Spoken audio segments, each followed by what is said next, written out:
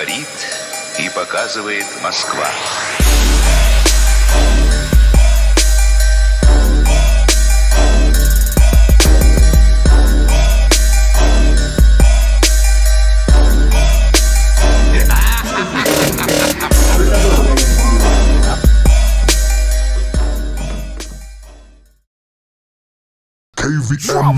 KVM Media House family, welcome to it. This is another exciting installment episode of the KVM Media House podcast. I'm Karabo Majola. I am not flying solo. I am with one of the biggest and one of the most brilliant broadcasters in South Africa. He goes by the name Mr. Prosperity Man. I'll take that. I'll receive that. Absolutely. I'm even wearing shades because I'm like, the future's bright. Right? For right. broadcasting. Come on now. Listen, when I say this guy is one of the most brilliant broadcasters in South Africa, I mean it. Have a conversation with him about the world of broadcasting, the world of music, the world of television. You know, have a conversation with him about the broadcasting space in large. He will actually indulge your mind. Hey man, I'm flattered. Right? But we try to learn. We grow every day. I feel, the more we do it, the more we learn. And that's where we grow. Yeah.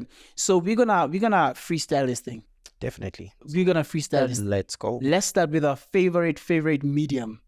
The most powerful medium ever. People are saying podcasts are gonna kill radio, but I don't think podcasts are gonna kill radio. No, I feel it's a different medium altogether. You know, your consumption is altogether different. With radio, it's a secondary task. As in, I would just sit back, do whatever I'm doing, and my radio would still be there, not disturbing me. With podcast, I feel I want to see it more. Like now you're watching this. I don't want to listen to this. I want to actually see it. Exactly. Yes. And I love... Still on that note, I love how the two mediums are just emerging. You know, we can actually see what we are listening to. I enjoy watching things that KFM is producing in the podcast space. I love it so much. Definitely. Because now you with radio, you can only imagine what's going on in studio. And as you're having this conversation, you're wondering about the voice. You're wondering about facial expressions. Say a lot. Someone is saying something. You wondering. Based on what they're saying, you can tell if they believe it or not, if it's true or not. So those human aspects play a large amount. So that's why I'm like, there's no way it's taking out radio, because radio on itself is a different medium and makes someone feel completely different as to the podcast way. That also you watching McG throw some shade. You can tell when this guy is kidding, or now this guy is trying to be naughty, or based on the facial expression. Whereas in radio, you just say it and we got to be like, So Do you think gone are the days where we say radio is the theater of the mind? No.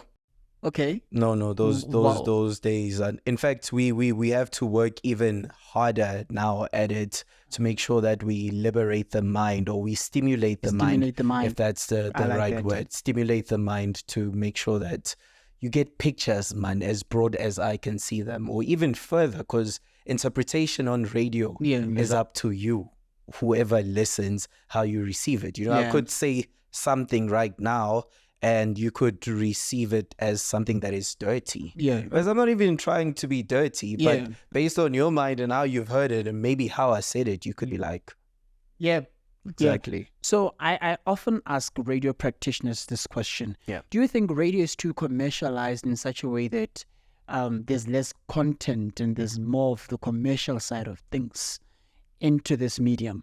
Unfortunately, it's a business, and a business must make money. I feel our Chili M's used to make money, guys. Our DJ Freshers used to make money. Not as much. This everything's about advertising. Check out the Super Bowl. The Super Bowl has stopped being about football itself and more about the advertising and the commercial side of it.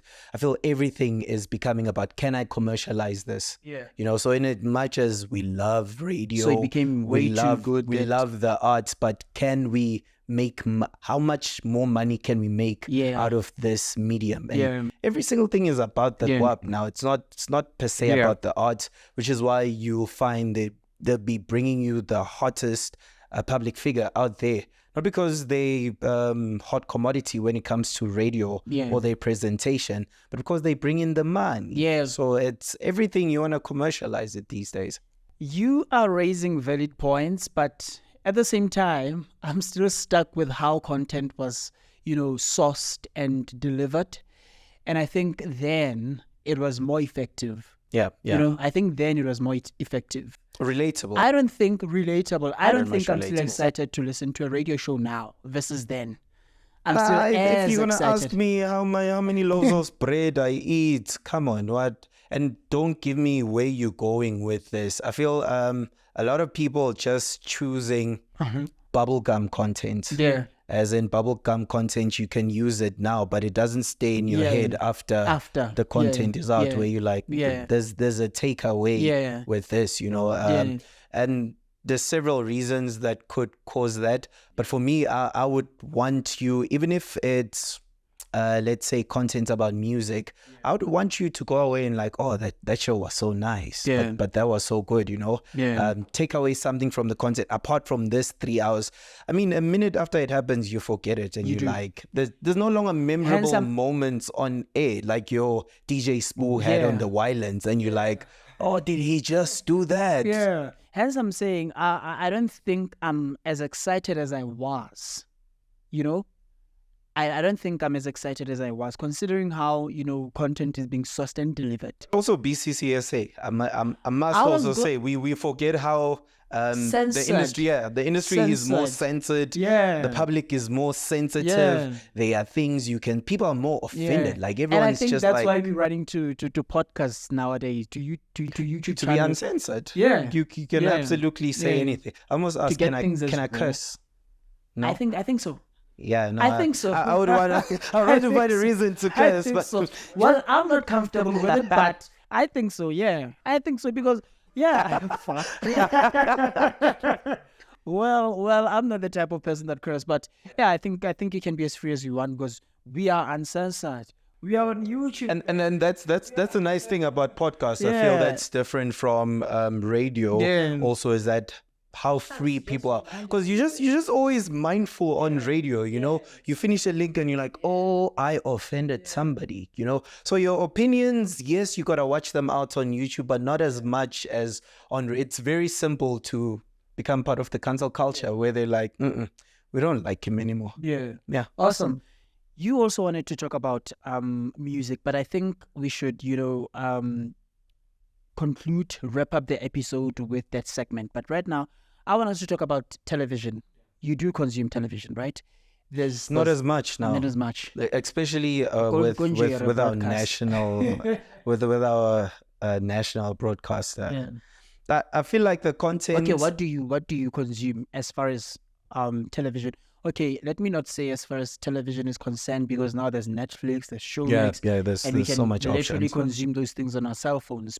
But in terms of TV shows, or rather series, let me say that, in fact, what do you consume actually? For my personal opinion, keep me on the edge. I mustn't predict your story. Okay. And then every time it happens as I've predicted, and I feel our storytelling is just, there's people who do it right, but otherwise it's just straight to the point. There's a bad guy, the good guy. The bad guy loses to the good guy. Yeah, the antagonist. Yeah, that's it. The same old storyline that we grew up knowing. So there's room for innovation. There's this one movie I saw so many plot twists. I was like, what? Series, Game of Thrones. One thing that captured me about that was that it had me on some, did you just kill the guy I thought was the hero?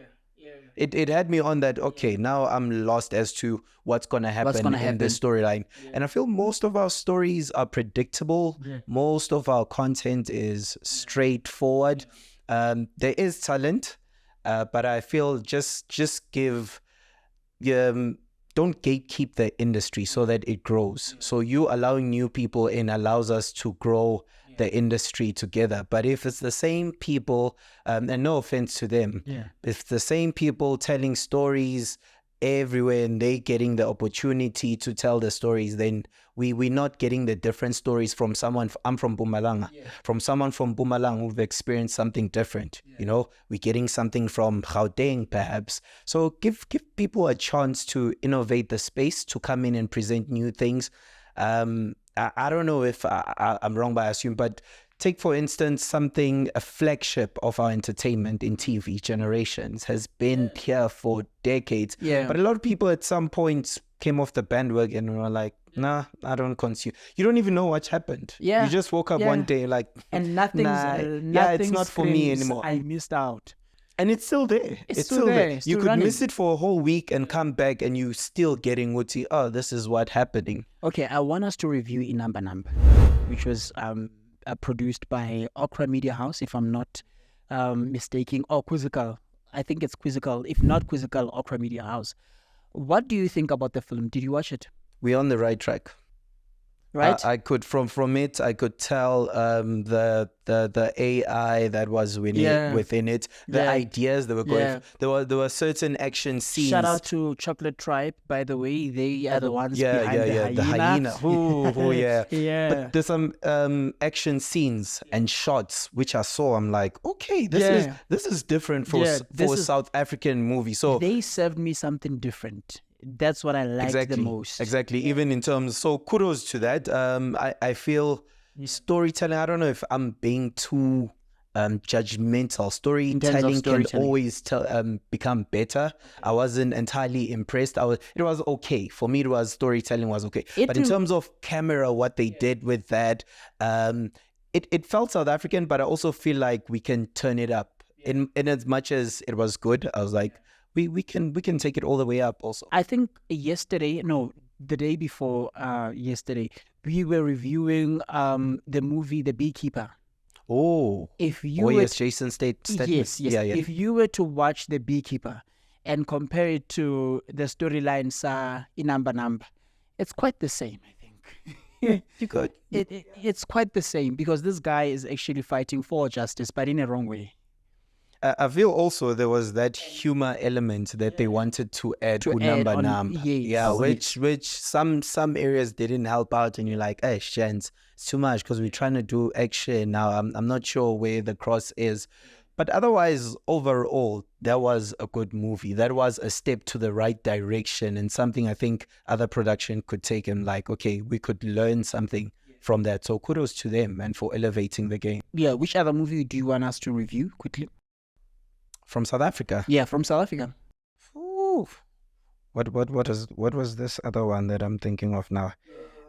Have you guys watched what's this movie? Queenstown King.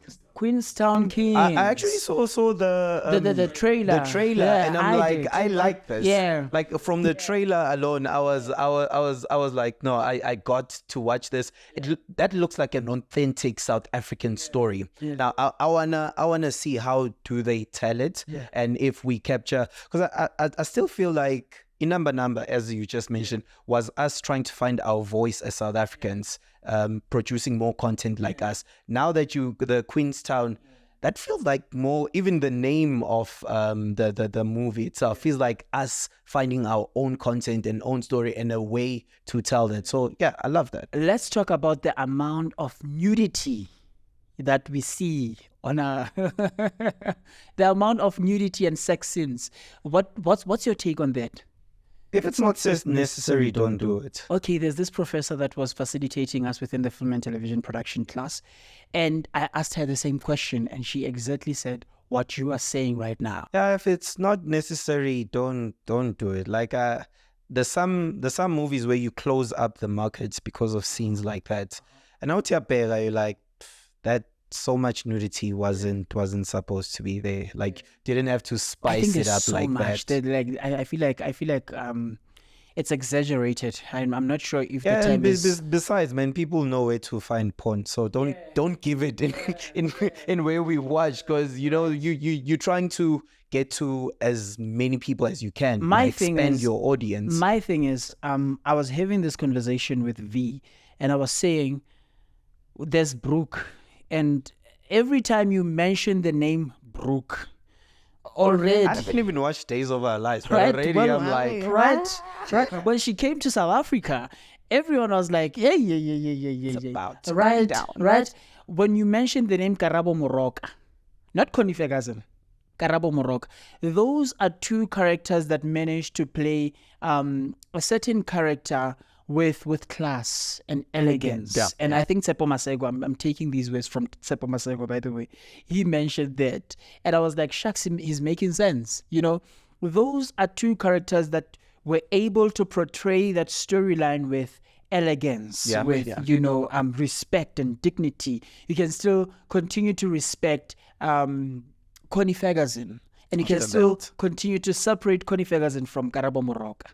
Meanwhile, Karabo Moroka introduced us to polyandry in South Africa. But could we say, I'm sorry to jump you in okay. there. Could we say nudity sells, since one of the biggest industry is the porn industry? So is that why maybe people incorporated within because nudity does sell? It does, but within the film space, I don't think it's necessary. I'll tell you why. Adulting on its own, it's a very, very good story. Like it's an incredible story to tell. I've heard people talk more about the sex scenes than the storyline. Pella, if you were to check the storyline, it's about, these four guys coming from four different walks of lives, right? I feel like the nudity, or rather the sex scenes, were just exaggerated. But the storylines on itself was good. Too strong and so good.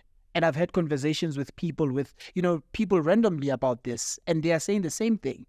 I'm not sure if I'm correct, or if people are going to receive this the same way, but I think it was just exaggerated. Yeah, for me, as you just said, edit if it's necessary. If there's no need, sharper storyline. If there's a bed scene, then be there cuddling, and then someone's like, "Can I ask you something?" And then you take it from there. Yeah, man. Yeah. Music. Oh.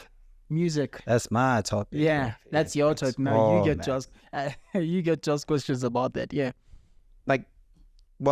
South Africa is, for me, becoming the hub of music around the world. Absolutely. It's the place for you to collect music. It's the place for you to sample music. It's a place for you to check out who's the next big thing. And I don't think the world has realized it yet. By the way, it has always been, but we've been sleeping on our South African musicians over the years. But I like what's happening now.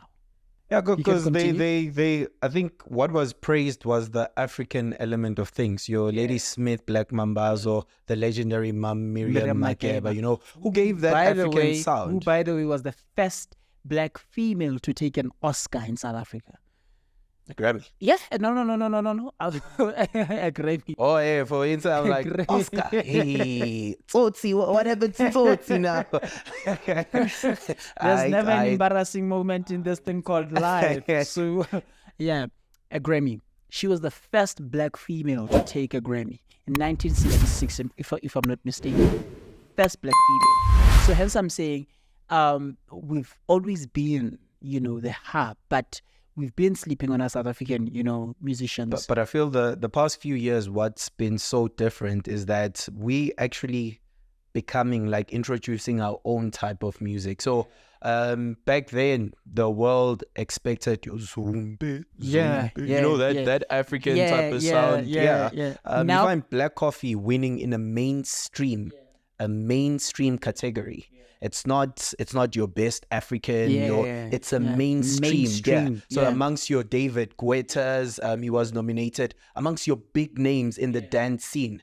And for a South African to dominate that tells you that in terms of not just dance music, we are actually there in terms of the standard of Tyler.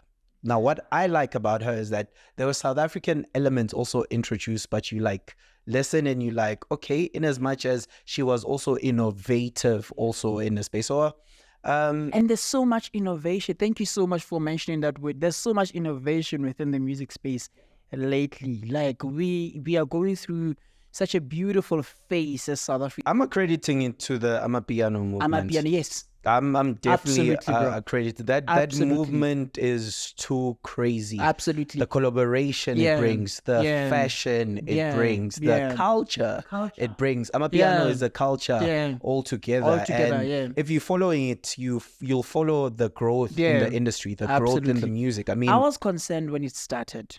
When it started, my concern was, is it gonna be timeless? That was my concern. Is it gonna be time? I was concerned about the longevity of it. How long is it gonna stay? But I think 6 years down the line, it's evolving. When it came in, right? So we're chanting random things. I was asking this question back in 2018, and I think 6 years down the line, I'm still asking the same question. And I'm literally shying away from the question because it's literally doing the most, and it's literally shutting me up. Every time I'm asking that question, I think Umpumzi would go, "You're embarrassing yourself." Well, what's the question? You're embarrassing you. That question of longevity in terms I think at this point, there's this statement that Umpumzi once said. It was like, "You're embarrassing yourself. Don't say that." Bro, Drake has jumped on this thing. You have artists from overseas, mainstream artists, who are jumping on this thing, who are vibing to these things, and you're like, AmaPiano is gone. Yeah. AmaPiano is gone. And I feel like as South Africans, we should just embrace. Because I was listening to how much it spread in Africa. There's Diamond Platinums. They're big in Tanzania and those areas. They're big jewel. I heard something by them in the Yano, and I was like, yay. They're too much. They featured a South African in Usihle. She's from Davidson, if I'm not mistaken. Ooh, that sound. And one thing I like, sorry for jumping, like one thing I like about, vocalists within the AmaPiano sphere, Jessica LM, my friend. Jessica LM. You guys should check Jessica LM out. She's one of my favorites. Yo, fireworks. Let's bring her here. Yeah, definitely. Jessica LM, my friend. I have a song by her, Chubalami. Bro. Damn. Bro. Damn. Oh. Let me tell you about Jessica LM. Let me actually flex a bit. We used to sing. There was a phase, or rather there was a time where I thought I'm a singer. Yeah. Yeah, there was a time when I'm a singer. So I used to, now I talk. We used to sing together in Sunday school. So I knew Jessica LM from when we were like 12 years old, 12. Yeah, we were singing together. She's always been this talented. She's always been so, immaculate in terms of music. Okay, so what's Anna there, but she's always been that's the word. That's the word. Jessica. Hey, man. Hey. Yeah, man. And she just sounds so. And AmaPiano, one thing I love, as you mentioned, it's the gift that keeps on giving.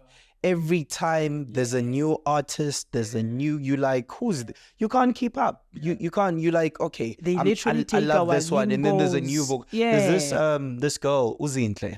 She did Awukuzegi with DJ Stoke. I see. Yeah. Oh, her voice, my bro. Her voice. Tell me I about thought I it. heard it all when Ami Faku jumped on this Yano thing, when the likes of Simi jumped. yeah. When the likes of Msaki jumped on ya. I was like, okay, yeah, we have the best voices and they're gonna flagship. Yeah. But every time new voices come and Buhle.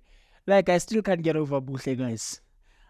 Sfazo RT is about to drop this Friday. Yeah.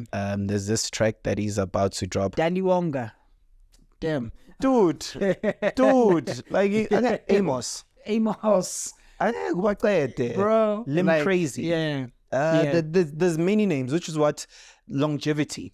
The gift, I call AmaPiano the gift that keeps on giving, because even the new cats that are coming in, everybody has of talent. And what I love about it is it's about the music. It's not about who you are, how long have you been doing it. It's about the music. It's about the sound. Whereas fresh, other games, other genres, they check out, who are you? Yeah. How long have you been doing this? But with AmaPiano, if you are smart about it, you can be a new artist and just come up with it and do great things. And Davido, He's starting to do the sound. I saw Chris Brown with the track titled Mona Lisa.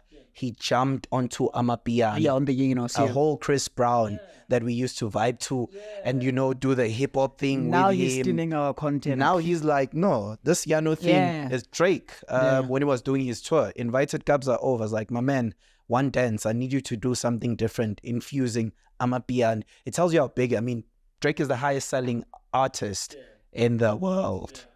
So T.I. Oh yeah, T.I. But that was whack.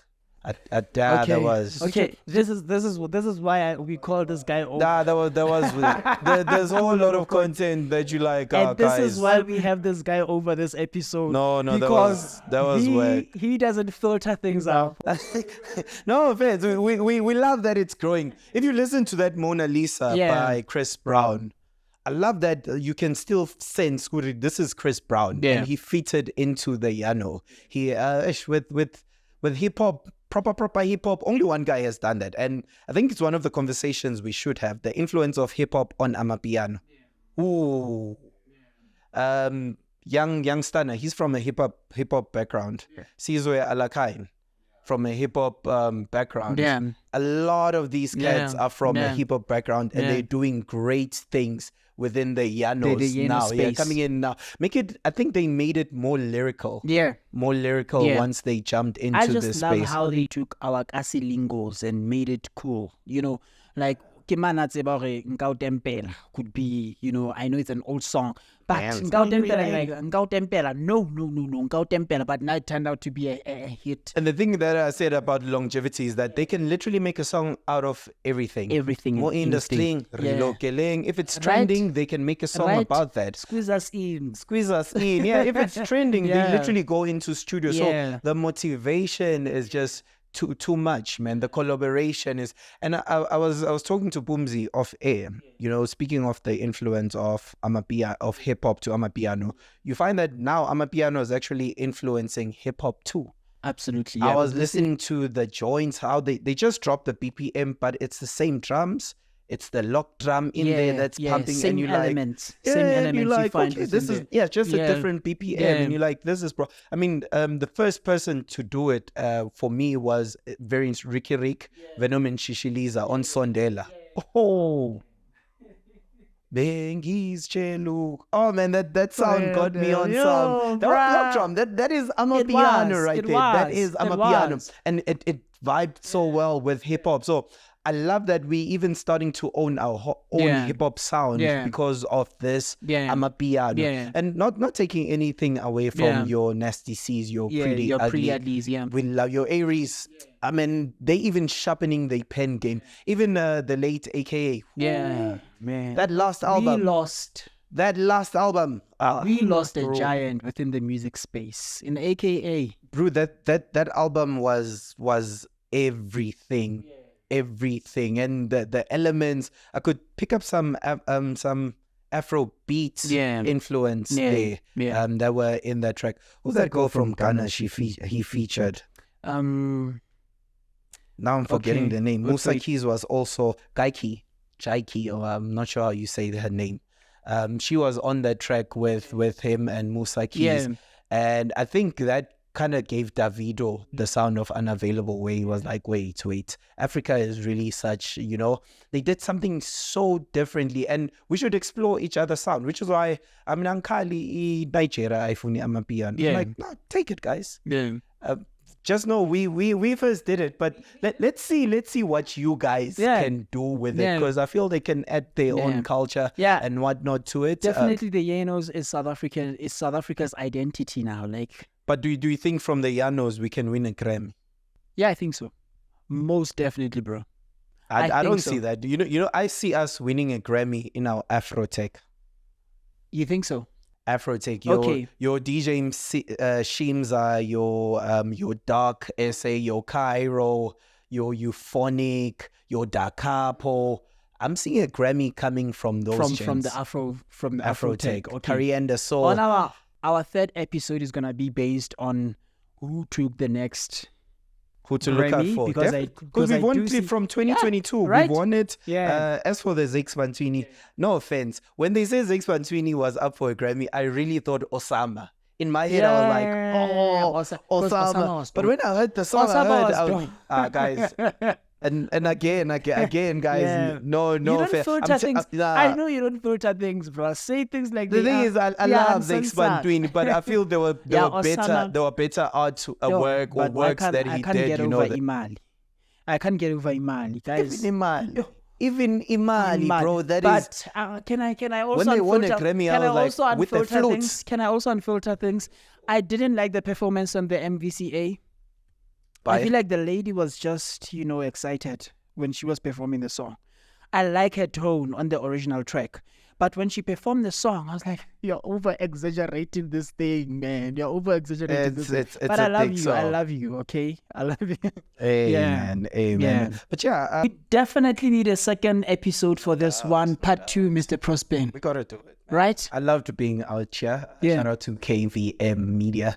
For having me out here. And we're definitely doing this again, so follow on the socials. Yeah, it is KVM on Facebook, KVM Media House on Facebook. It is at KVM Media House. On Instagram, on X, we are KVM Media House. Listen, we're out of here. Thank you so much for tuning in. Tune in again on the next episode.